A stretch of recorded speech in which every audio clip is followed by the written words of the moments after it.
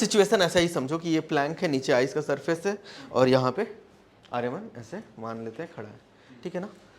अब देखो इसको पैदल चलना है इसमें प्लैंक पे कि इधर लेफ्ट पॉइंट से लेकर के राइट पॉइंट तक चलना है, तो नो डाउट वो चल पाएगा क्या इसमें? अगर फ्रिक्शनलेस हो ये सरफेस तो चल पाएगा क्या?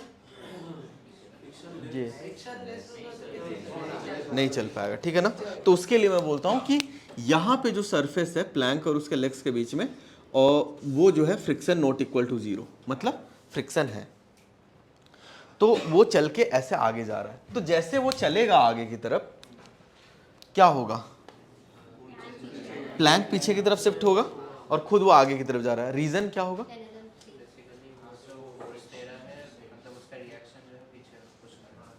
एक्सप्लेन कर पाओगे क्या आर्यमन? एक मिनट जिनसे पूछ रहा हूँ। बिल्कुल सही, क्योंकि जैसे मुझे अगर यहाँ आगे जाना है तो मैं अपने पैर से इस प्लैंक को पीछे ढकेल रहा हूँ, ठीक है, पीछे ढकेल रहा हूँ, इसीलिए तो मैं आगे जा पा रहा हूँ। लेकिन प्लैंक पे तुमने अगर फ्रिक्शन फोर्स पीछे लगाया ऐसे, तभी तुम्हें आगे की तरफ फ्रिक्शन फोर्स मिला, और तुम आगे की तरफ पढ़ रहे हो, प्लैंक पीछे की तरफ जा रहा है और प्लैंक को रोकने के लिए ग्राउंड से कोई फोर्स है नहीं। क्लियर है ये? लेकिन इतनी ये सब है फोर्स एनालिसिस वाला पार्ट। हम लोग मोमेंटम इसीलिए तो पढ़े क्योंकि अंदर के फोर्सेस का हेडेक मुझे लेना ही नहीं है, ठीक है। तुम्हें फाइंड करना है अगर इसका लेंथ जो है, लेंथ इसका दिया हुआ है 20 मीटर्स, सारे मासेस दे दिया हूँ, mass of Planck 10 kg, mass of Aryaman जो है 40 kg दिया हुआ है, और म्यू इक्वल टू 0, सब कुछ ऐसा। तो हमें फाइंड करना है कि find distance moved by plank, distance moved by plank when Arman reaches other end, when A reaches other end of plank.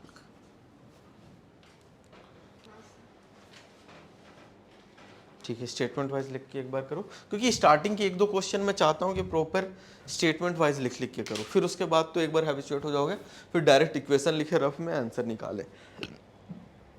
ये वाला मैं एक्सप्लेन कर देता हूँ अगर कहीं से नहीं सॉल्व हुआ।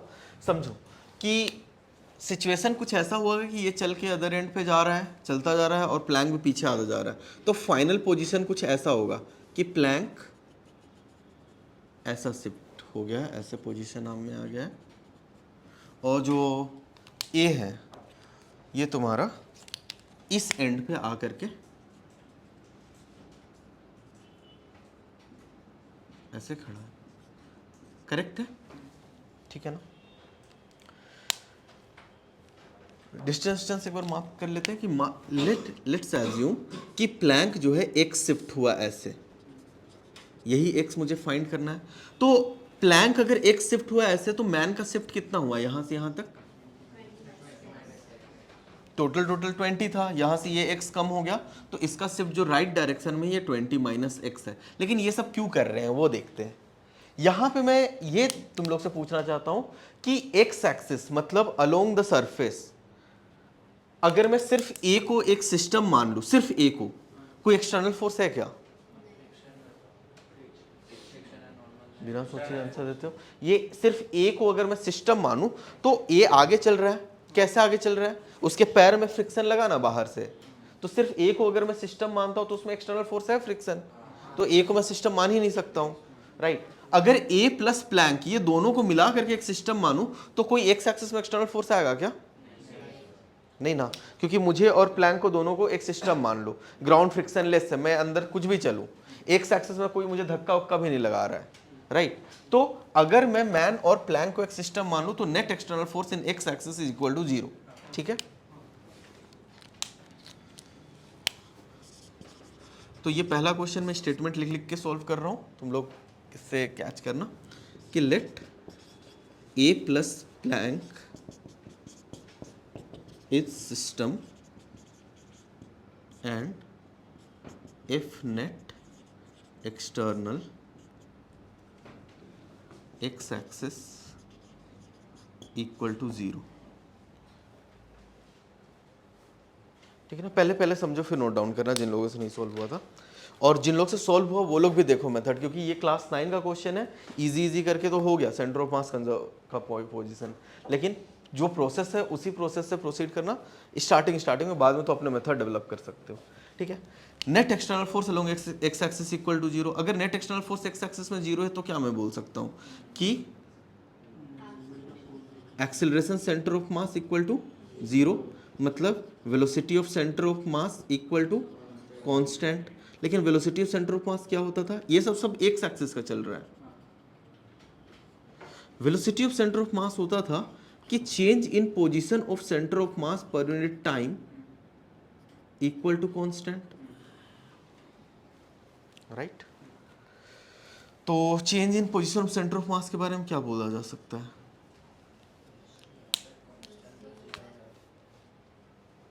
यहाँ पे एक बार देखो इक्वेशन को, समझ रहे हो, वी सीएम कांस्टेंट तो है, लेकिन इस गिवन सिचुएशन में सेंटर ऑफ मास की इनिशियल वेलोसिटी है क्या? 0, रुका हुआ है। तो इस कांस्टेंट को मैं 0 बोलूंगा और ये भी कांस्टेंट मेरा 0 है, मतलब change in position of centre of mass equal to 0। यहां तक ऐसे प्रोसीड करना है, दिख गया, change in position of centre of mass equal to 0। और सेंटर ऑफ मास पोजीशन का चेंज को लेके m1 delta x1 plus m2 delta x2 वाला किए थे हम लोग इससे पहले लास्ट क्लास में ही। तो मैं यहाँ पे बोलता हूँ कि change in position of centre of mass is m1 into delta x1 plus m2 into delta x2 by m1 plus m2। ठीक है, अब पुट करते जाते हैं कि position of centre of mass के चेंज में तो 0 है, तो 0 लिख दिए। m1 एक काम करते हैं, a को ले लेते हैं। इस मास जो है वो 40 kg है, और इसके पोजीशन में क्या चेंज आया x में, 20 माइनस एक्स इन राइट, तो 20 माइनस एक्स कर दिए, बहुत अच्छा। सेकेंड इज प्लैंक है 10 kg का, इसके पोजीशन में क्या चेंज आया, माइनस एक्स पीछे गया है, बाय m1 प्लस m2 जो भी है तुम्हारा 50। इससे सॉल्व करोगे ना तो तुम्हें x मिलेगा 16 मीटर्स। समझ में? वही है कि स्टार्टिंग में सिस्टम पकड़े, एक्स एक्सिस में कोई सा भी फोर्स नहीं था, तो एक्स एक्सिस में तुम्हारा ACM 0, VCM equal to 0, delta XCM equal to 0, और वो डेल्टा XCM जो तुमने कंक्लूजन निकाला उसको यहाँ पुट करके ये निकाल ली। ठीक है, 10th में क्या होता था कि मास के रेशियो के हिसाब से वो शिफ्टिंग हुआ होगा, इससे ज़्यादा कुछ नहीं। किस में? अंदर में फ्रिक्शन से कोई नहीं, ये दौड़ते हुए जाए या फिर पैदल चलते हुए जाए, यह वो सेम ही रहेगा। ठीक है ना, ये इक्वेशन खुद ही अपने आप चीख के बोल रहा है कि मुझे सिर्फ पोजीशन से लेना देना है, अंदर वो दौड़ते हुए जाएगा, एक्सेलरेट करते हुए जाएगा या रेंगते हुए जाएगा, बात सेम है। ठीक है।